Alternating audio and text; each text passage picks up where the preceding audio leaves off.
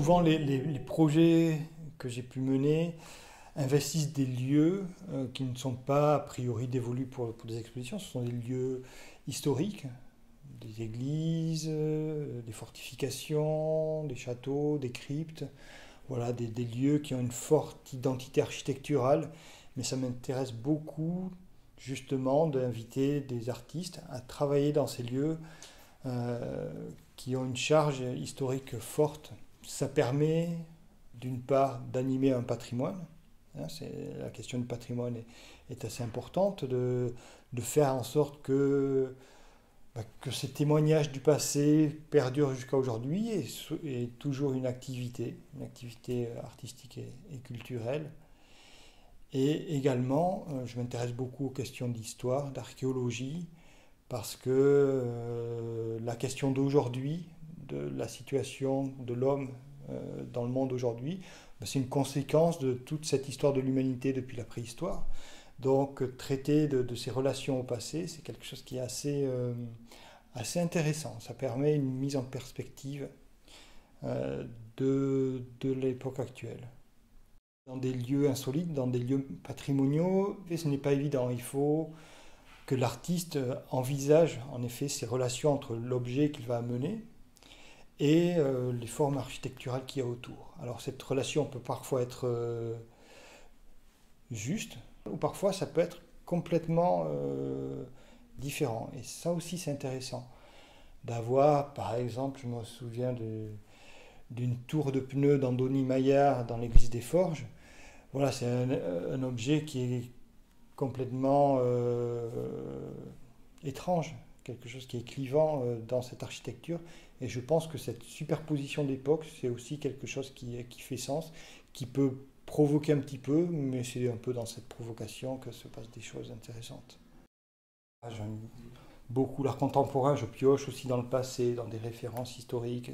J'aime bien ce vocabulaire un peu universel de l'art, un peu comme tu fais, Christophe, avec, au niveau de la sculpture, c'est-à-dire que c'est dans des formes actuelles, mais en effet inspirées, qui se nourrissent d'autres traditions, voilà, pour essayer de trouver une humanité dans l'art, quelque chose qui nous relie un petit peu tous. Ça c'est intéressant.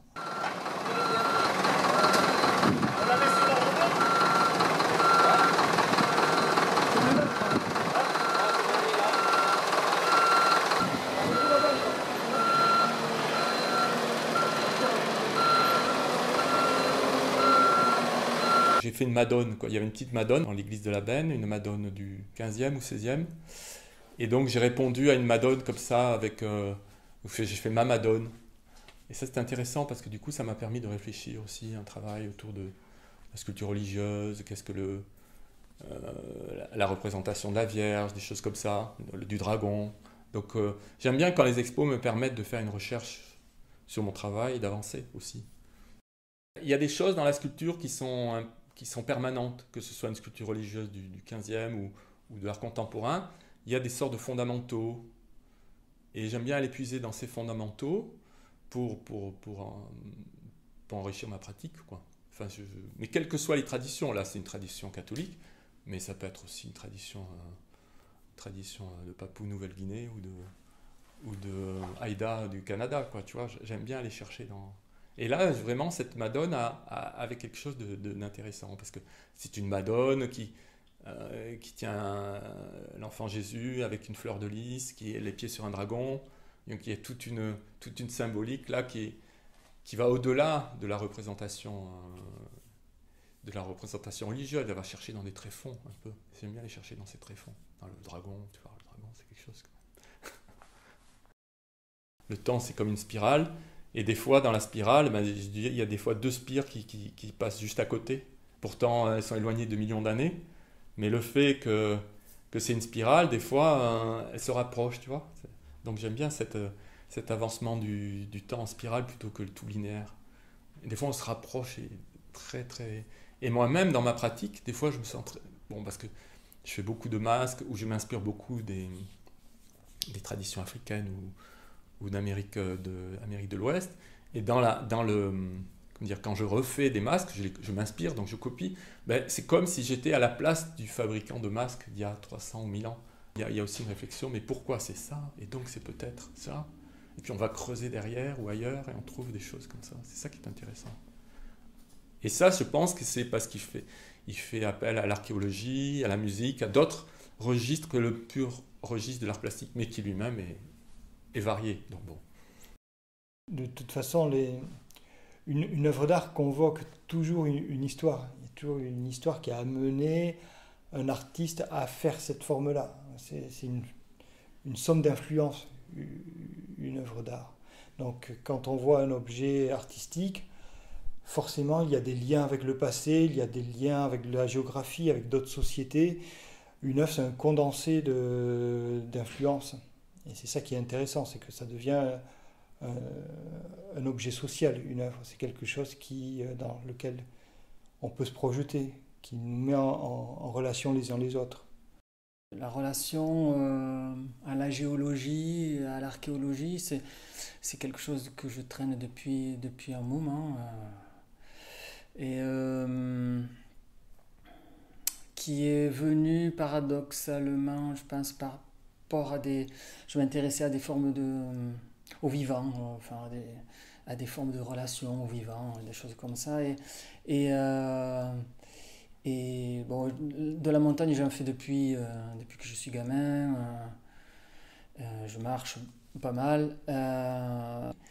Jusqu'à un jour où je commençais à m'intéresser aux rochers erratiques. Je me suis fixé un protocole de dessin.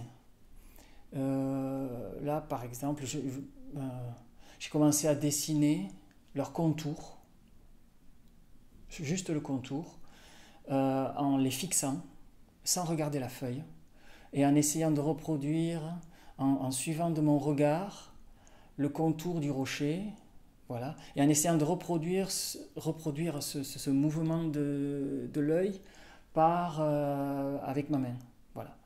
Je commence à faire un profil sans regarder la feuille, je me déplace. Une fois que j'ai fini le profil, je me déplace de 45 degrés par rapport au rocher. Je continue le trait et j'enchaîne un autre profil. Je me déplace à 45 et voilà. Et c'est 8 profils qui s'enchaînent comme ça, qui forment une espèce de spirale. Ça, je me suis dit, en exposition, je vais le reproduire au mur, à l'échelle du rocher. Alors, je ne sais pas pourquoi, mais je me suis dit à l'époque, pendant ma formation, que je devais plus ou moins maîtriser les matières nobles. Parce que je suis fasciné par le sublime, par le marbre, par les bronzes, par l'Antiquité. Peut-être c'est pour ça que je reviens souvent là-dessus. Les mêler avec des matières pauvres, du caoutchouc, des résines, tout ça, je l'ai fait et j'aime bien encore, je continuerai. J'aime le déséquilibre aussi dans les matières qui sont lourdes, donc proposer du monumental ou voir des toutes petites pièces, mais chercher une poésie là-dedans, c'est un petit peu peut-être dans mes recherches, je pense, dans ce que j'aime dans la matière, dans la sculpture. Il y avait quelques dessins que j'avais fait à l'époque, sur des formes de visages complètement étirés vers le ciel. C'était une forme de poésie, quelque chose de surréaliste. J'ai choisi le cyporex, qui est une matière qui peut s'effriter facilement au contact de n'importe quel outil, de doigts, etc. Donc j'ai choisi le béton cellulaire. Je pense que c'est une pièce qui fait du bien. Dans une époque, en temps de crise, je pense que la ruine est mise en avant, et cette pièce, elle est peut-être dédiée à être une ruine plus tard. Je ne sais pas pourquoi, mais je la vois bien comme une ruine. Une sorte de ruine des temps modernes, quelque chose comme ça, quoi. Et puis elle fait rêver. Et quelque part, je pense, les quelques retours que j'ai eus des gens, c'est il la contemplait, il tournait autour, il y avait quelque chose entre une forme antique. Hein, voilà, ce sont des têtes c'est une image qu'on connaît. Hein, voilà, mais il y a cette espèce d'étirement vers le ciel qui est un petit peu assez étrange, hein, des lignes droites qui s'effilent.